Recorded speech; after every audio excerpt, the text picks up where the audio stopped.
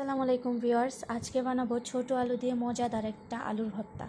এখানে আছে ছোট আলু, এখানে আছে পরিমাণ মতো পেঁয়াজ, মরিচ আর লবণ।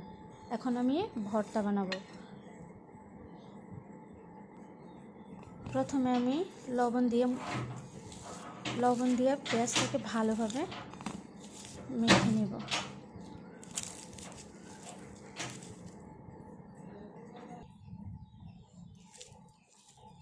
পেঁয়াজগুলো আমার মাখা হয়ে গেছে। এখন আমি ছোট আলুগুলি দিয়ে দেব।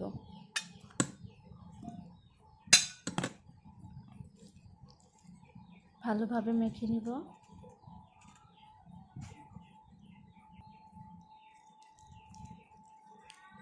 এখন আমরা দিয়ে দিব অল্প একটু পরিমাণে সরিষার তেল।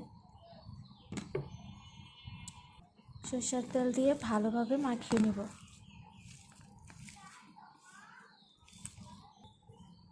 এখন আমরা ভর্তাটাকে সার্ভ করে নেব। আমার আলুর ভর্তা একদম রেডি।